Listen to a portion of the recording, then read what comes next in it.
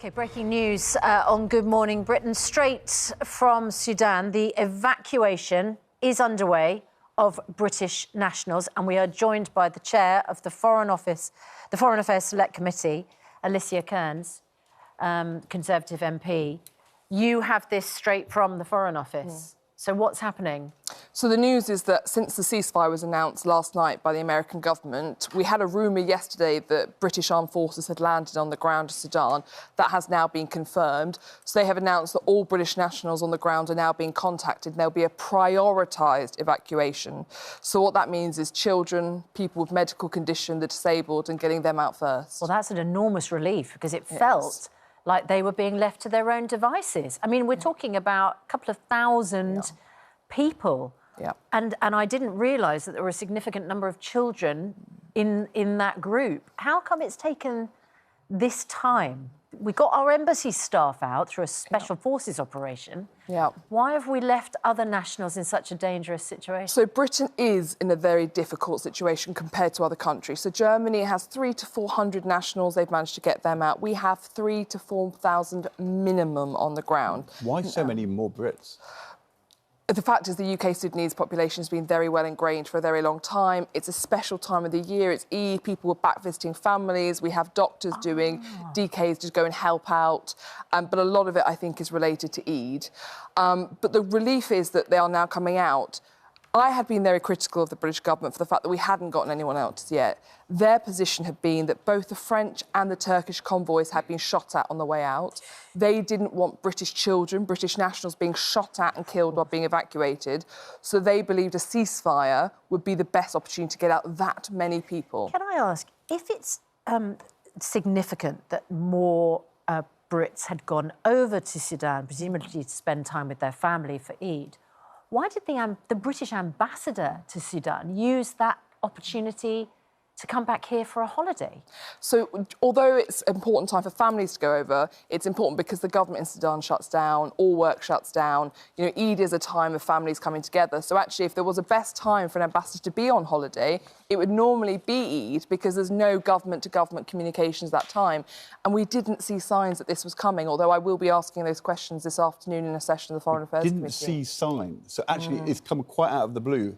One would have thought that over a period of time we'd have been getting essential people out and giving people warnings. That wasn't happening in this case. So there have been 4 evacuations of Sudan over the last 8 years. So this has been a very difficult situation.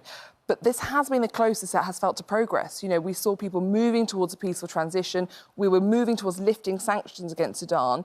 But again, none of the world's been watching Sudan very closely the last few months because we didn't expect this. So this afternoon I'll be asking the questions about, could we have seen this coming? Well, the one person who would have been watching it very closely was the person who was there, who was the British ambassador. So again, it seems remarkable that nobody saw this coming, and people are thinking about Afghanistan, how we didn't see the fall of Kabul coming, and the Foreign Secretary, who was at the time Dominic Raab, was on holiday then as well. I mean, what's going on with our foreign intelligence that we can't see quite significant conflict and the fall of countries coming? So I think with Afghanistan, it was the fact that we didn't expect it to fall as hard and as quickly. And it was all in the hands of the Americans. It was their choice to pull out in the way they did. That pulled out the infrastructure from every single other country, which meant it wasn't safe for any other country to remain. But we didn't expect it to move that quickly.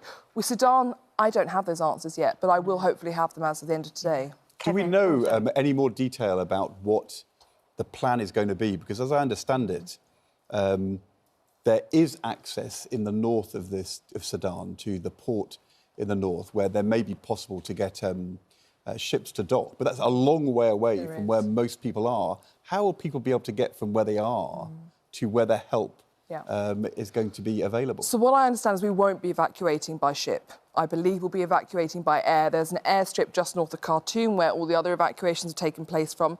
Now, there is a risk there because we know that airstrip's been degrading because it's not of high quality, so we do need to do this as quickly as possible. This is what the Foreign Office and MOD do. I was trained how to do evacuations, how do you get people out. British nationals will be told to go to an assembly point. They will then be moved from that assembly point to the airstrip.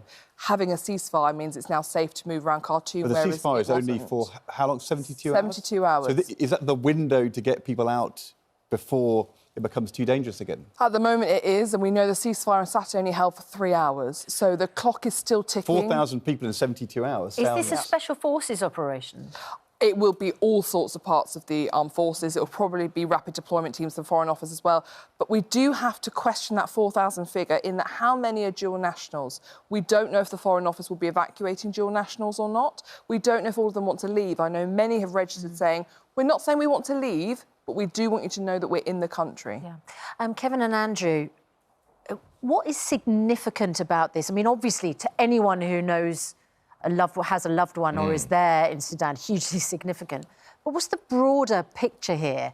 How can we not see when a country is going to sort of dissolve into conflict? We have, you know, people on the ground everywhere. Yeah, Sudan is coup city, really, isn't it? Coup central. It's independence, I think, 1956.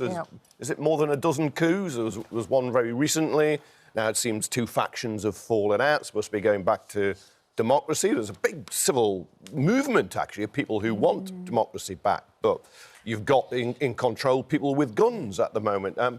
No, it's been missed, isn't it? That's a mistake. It's now trying to rectify that mistake as best you can. And it does look, in the talk in Portcullis House, which is the part of Parliament where MPs hang around, have coffees and gossip to people like me. The talk yesterday was the MOD had a good plan and wanted to go ahead. It was the Foreign Office, which was the problem. And the problem office was being slow. I don't know whether that's fair, but that was what some of your colleagues were saying. So I don't know the intricacies of that, and I presume that means that they were speaking to someone who was in the room. But I do know the Foreign Office was very clear that they did not want British nationals being shot during an evacuation. They obviously are heavily involved in ceasefire talks. I was very critical yesterday that I didn't think we would get a ceasefire. I've been proven wrong on that. Only the Foreign Office would have been close enough to be able to say, just hold on, we think we can get this ceasefire. Whereas the MOD, what they're amazing at, you give them a tasking, they get on with it. But once they've got the idea that there might be a tasking and they get it between their teeth, they just want to get on with it. So that will have caused some friction. Have we got enough planes to get 4,000 people out in 3 days at it? Because if the ceasefire may not last 72 hours, because they often don't. No, absolutely. And again, this question of how many actually want to leave and what is our policy on dual nationals. But children, the disabled, those with medical needs, we've got to get them out first. In recent months, in retrospect, have we been too optimistic that things were getting better? We were talking about trade links, you know, kind of trying to normalising, and it's turned out to be the opposite. Yeah, that's exactly how I feel. And the problem is, in diplomacy, if you don't have hope, you can't achieve anything. You know, I've sat at the darkest tables on Syria peace talks, and you still have to have hope or else you achieve nothing. But yes, we are being slightly over-optimistic in some of these situations. All right. Alicia Kearns, who is chair of the Foreign Affairs Select Committee, whose job it is to scrutinise the work of the Foreign Secretary and that department. Plenty of questions for you, as you said, that you need to be asking in this situation, and good luck with the evacuation effort, all those involved.